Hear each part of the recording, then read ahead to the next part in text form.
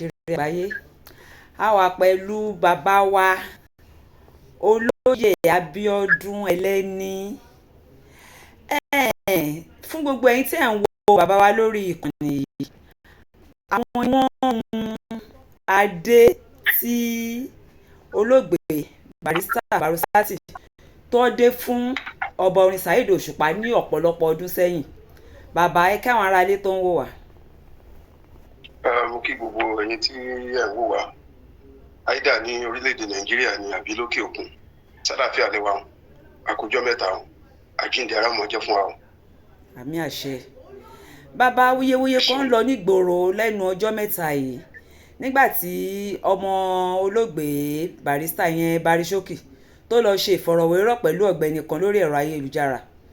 Nínú ìfọ̀rọ̀wérọ̀ yẹn wá dárúkọ yín pé ọ̀gbẹ́ni Bíọ́dún Ẹlẹ́ni tó hun adé wọ́n sì wà ń bàdàn wọn ò kú wọ́n sì wà láyé ní pé tó bá béèrè lọ́wọ́ yín pé ní a lot láti sọ nípa adé tí Barrister dé fún Saheed Òṣùpá lọ́dún náà lọ.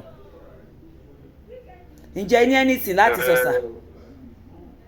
Kò sí much tí mo fẹ́ sọ ọ̀rọ̀ ni ò yé wálé tọ́rọ̀ bá yé wálé kò ní kó máa bẹ́ẹ̀ tó bá jẹ́gbẹ́ kó máa bàjá. Gbogbo ayé lọ́mọ̀ pé gbogbo àwọn ọmọ Ìbàdàn nínú yàrá kan la wà àkìgbára wájà tẹ́lẹ̀ kan bá sí tí ò dùn mẹ́lẹ̀ kan nú wàá pè é wàá sọ fún bóyá bọ̀dá ló ń pè ní bí bàbá ló ń pè ní ẹ̀sìn nǹkan báyìí tó bí mi nú kò wá ní kó wá gbé lọ sórí agbábí kọ́ lọ́ máa sóríṣiríṣi ọ̀rọ̀. Àwọn àtẹnután súnmọ́ra wọn gan jà wọn kì í sọ bẹ́ẹ̀ nìkan kan tó parí. Táyé Káyìndé tí wọ́n bí lọ́jọ́ kan náà wọ́n ń bára wọn jà wọ́n á parí ẹ̀yìn. Òkè ló fẹ́ fàjà Wálé àti King Dr. Saheed Òṣùpá débi tí Wálé afi ajáde tí a fi máa sọ ògùn tó ń sọ yìí. Aláwọ̀ kẹjọ kọ́kọ́ kílẹ̀ akínní kan èmi kọ́ ni mo hun adé. Èmi kọ́ ni mo hun adé.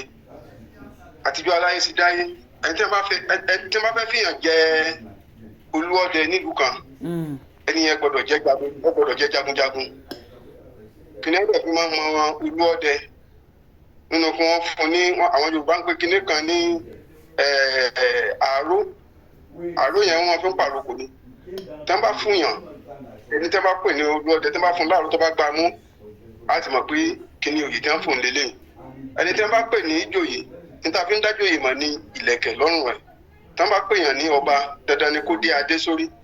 So ráàlà tí tọ́jẹ́gbọ́n King Dr. Saheed Òṣùpá àwọn lamọ́ra dáadáa kó tó di pé mo mọ King Saheed Òṣùpá. Ok, Libra tó wà ní Canada. Libra yà nígbà tán wà Nàìjíríà kan tó lọ Canada. So nígbà tí ọ̀rọ̀ lọ́ba yẹn dẹ̀ tó ṣẹlẹ̀ wọ́n mọ̀ pé fíìmù ni mò ń produce wọ́n mọ̀ pé ní tíátà ni mí wọ́n dẹ̀ sọ pé ok tí nǹkan bá fẹ́ ṣẹlẹ̀ alátẹ̀rádé náà mo ní ṣùọ́ dandan ni bí tí wọ́n bá fún ọba aládé tọ́bọ̀ bá gbé nǹkan sórí bóun ó sì pè lọ́ba èyí tí wọ́n respect lára ọba náà ládé tó wà lórí ẹ̀ náà. So adé náà náà fi ń mọba ìlẹ̀kẹ̀ náà fi ń mọ̀jòyè adẹ̀sọ́ gbọ́dọ̀ láti fẹ́ sí kò sí bá ti fẹ́ sí tẹ́ bá máa fi yan ìjọba wọ́n gbọ́dọ̀ dádé.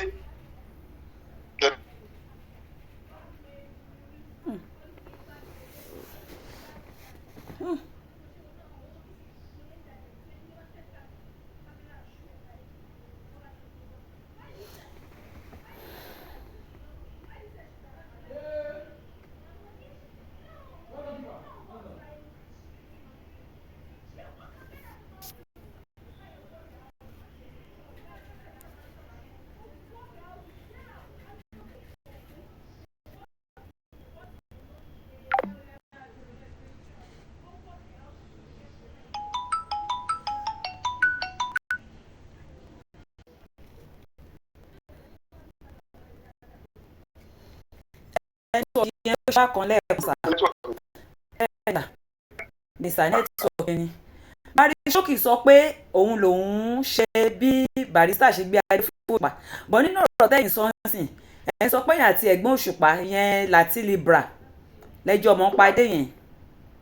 Bẹ́ẹ̀ni Barisókì gan ọmọ tígbà tá à ń sọ̀rọ̀ adé náà táìmù tó ń sọ yìí ẹni olórin tó bá ti wá sí Ìbàdàn àwọn tíátà tó bá wá sí Saheed Bashorun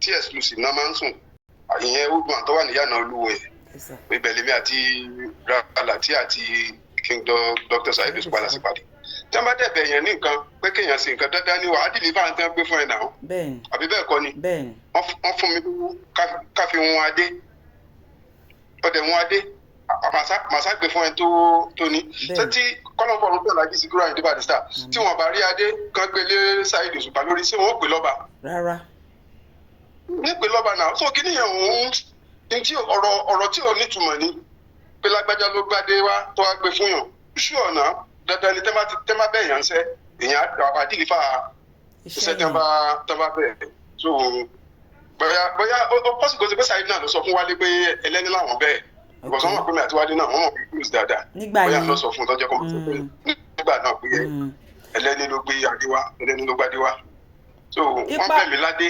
Ipa wo lẹ̀yin rò pé Barishoki kó nínú adé yẹn ṣó kó ipa tó pọ̀ nípa adé tí Alhaji Àgbàdé fún Saheed Òṣùpá. Ipa bíi báwo pé ó kìí sẹ́ni tó sọ pé òun lòún sọ pé kí Barrister kan fi Saheed yìí jẹ kínní. bẹ́ẹ̀ ni. òun náà ń sọ̀rọ̀ kò pọ̀ síbò yẹn á rọ̀rọ̀ sọ òun náà ń sọ̀rọ̀ náà nìkan ní sọ pé ń sọ̀rọ̀ ni.